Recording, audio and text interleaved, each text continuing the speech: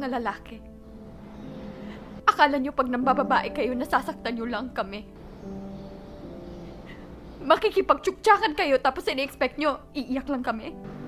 Itutulog ang sakit tapos pagising okay na. Yun ang pangarap namin. Sana nga ganun lang kadali yun. Kaso hindi.